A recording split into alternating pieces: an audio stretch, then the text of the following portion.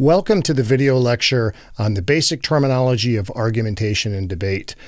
I'm going to spend some time going through these terms with you in order that we might get the most specific and precise definitions possible.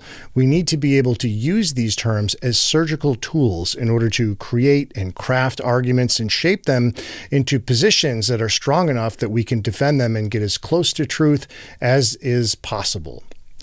I'm certain that you've heard these terms before, but we're going to dispose of those layman's definitions, and we're going to get very specific and precise about what these terms actually mean. So let's begin. First, the term philosophy, from the ancient Greek, philosophia, which literally means the love of wisdom. Philosophy is the study of general and fundamental problems concerning matters such as existence, knowledge, values, reason, mind, and even language and meaning. Epistemology is the branch of philosophy that deals with knowledge itself. What is knowledge? What distinctions need to be made between knowledge, belief, opinions, truth, and how do we sort that all out? So, is it even possible to have knowledge or to come to some conclusion that we can call knowledge? Or is it better expressed as a belief? These are some of the issues that philosophers struggle with in the field of epistemology. Logic is another branch of philosophy. The original logos, ancient Greek, meaning reason, idea, or even the word, or perhaps what is spoken. Eventually, this came to mean thought or reason. It's the science in philosophy that's concerned with the most general laws of truth, validity of inference, demonstration, and the formal rules themselves of arguing and reasoning. Now, rationality is a term that you hear people throw around all the time. The specific and precise definition of rationality is the quality of being based on or in accordance with reason or logic. In other words, something is rational when you've used the process, the very ordered process of logic to go through the argument in order to identify the best possible conclusion. That would be rational.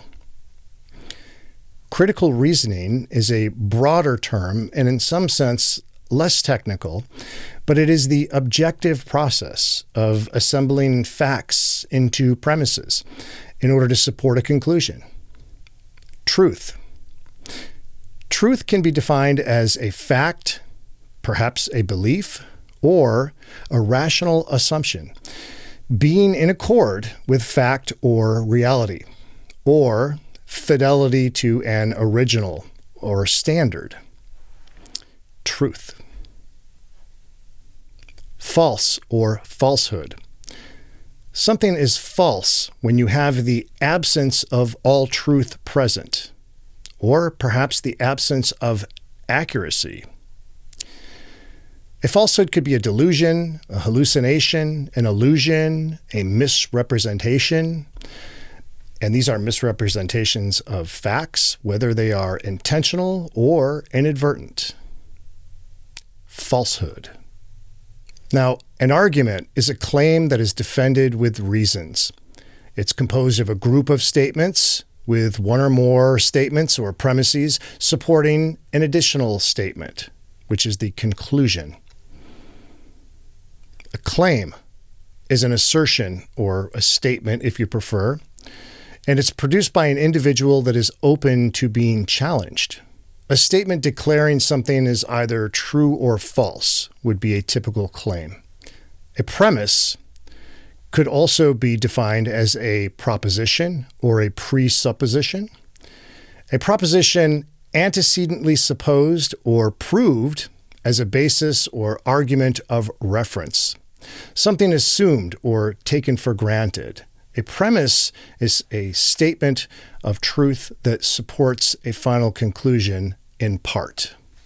A conclusion is a reasoned judgment or inference. It's the necessary consequence of two or more propositions taken as premises. the inferred proposition of a syllogism, which we'll talk about near the end of this video. You might think of a conclusion as a judgment or a position arrived at through critical reasoning, for a simple and succinct definition. Reasons.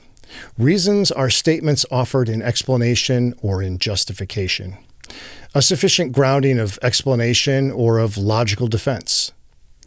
A reason is that thing that makes some fact intelligible.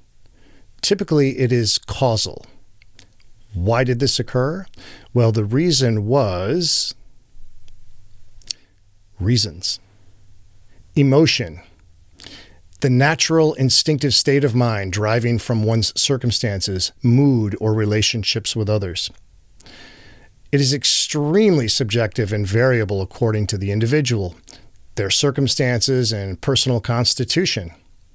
You should identify emotional content in every argument and remember that your emotional commitment to an argument, which is often there and often not obvious to you, will be the biggest obstacle to you abandoning a bad conclusion in favor of a better conclusion.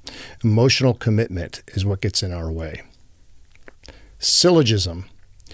A syllogism is a basic type of argument where you will have two premises that provide support for a conclusion.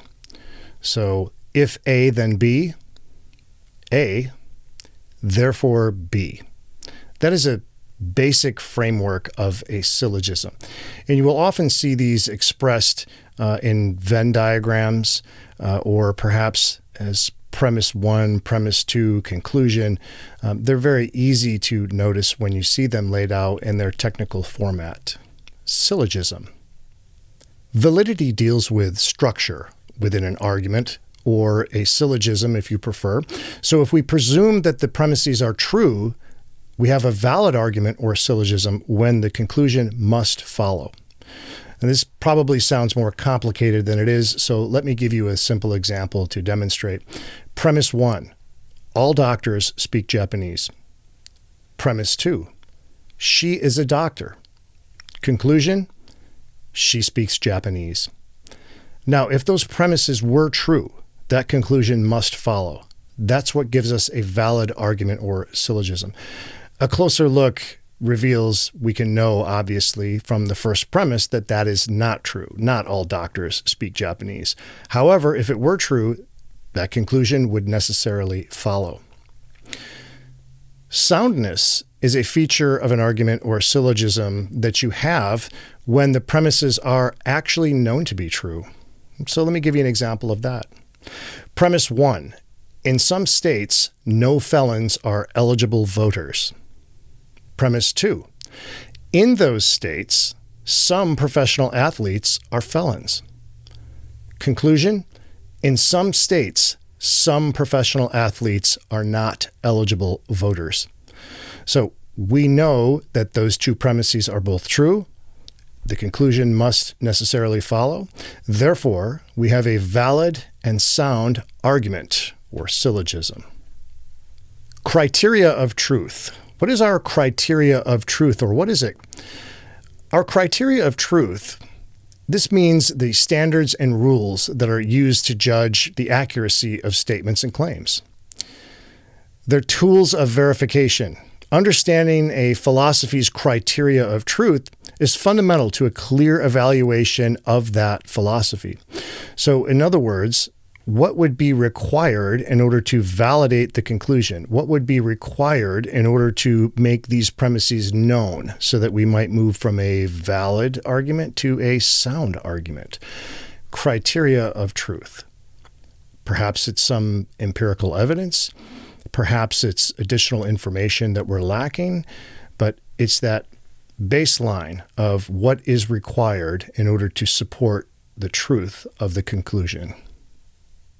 Now, we have two primary methods of reasoning or styling of the arguments themselves that we rely on. The first is called deductive reasoning, which means if the premises are true, then the conclusion must also be true. This does not mean that the argument is also valid. The argument could have true premises and a conclusion, yet still be invalid. So, for example, premise 1, all toasters are items made of gold. Premise 2, all items made of gold are time travel devices. And the conclusion, all toasters are time travel devices. We used deductive reasoning in order to deduce the conclusion from those two premises. However, they are not true, so we don't have a sound argument there. The other type of reasoning within arguments is called inductive reasoning. Now, unlike deductive reasoning, the premises of an inductive argument provide some truth or support for the conclusion, but it could still be false. It's not a guarantee. So imagine two premises like this. Premise 1, Benjamin has visited 4 places today. Premise 2, Sam has gone to each of those places immediately after Benjamin. Conclusion, Sam is probably following Benjamin. Perhaps. Notice how the ambiguity of the first two premises does not, in fact, guarantee the truth of the conclusion. So we could have two true premises, but that does not guarantee that Sam is probably following Benjamin. It may be true, but it may not be true. So in an inductive argument, you have premises that do not guarantee the truth of the conclusion. They only provide support for it. So ideally, if we could create a deductive argument in every case, that's what we would do, because that's where we can have strength, and that's where we can demonstrate that we have a conclusion that relies on the premises, and we can establish validity and soundness, etc. But that is often not possible. So the best that we could hope for is to provide as much support as possible through the inductive process and try to build an argument that is strong and is perhaps more likely to be true than not. But again, the premises will not be able to guarantee the truth of the conclusion. So there is some very basic terminology for you. Remember, the goal or objective in argumentation and debate is to understand the point of arguing and reasoning, to arrive at the best conclusions, not to choose a position that you prefer and support it because you have an emotional commitment to it, but to actually identify what is true, whether you like it or not, and move to that position. Be able to accept that you may be wrong in any argument. Practice being wrong and do it often. It is vital that you identify and understand the role of emotional commitment in preventing you from abandoning a bad position or argument and separating inclination from facts. You must resist the urge to be drawn to an argument on the basis of a preformed conclusion or an emotional commitment. These will be the biggest obstacles for you personally that will prevent you, perhaps, from arriving at the best conclusion. The ultimate source of every good argument is a foundation of facts, but facts are ultimately fashioned into a subjective opinion that is also grounded necessarily in the ideological. Every foundation of every belief that you currently hold can be displaced. And that is the basic operation of ideology, which I will create an entirely different lecture for. Please note that I've provided you with some images here. I wanted to give you an example of a basic syllogism and of a Venn diagram. So have a look at those. I'm sure you've encountered them before or are very familiar with them, perhaps from math class or somewhere else. But you will be encountering these as we move forward. So that's a little bit about argumentation and debate and the basic terminology around it. I hope I've made clear what these terms mean and that you can see how vital they are to be used as surgical tools when we are trying to get to the absolute best conclusion possible. And I'll see you in the next video.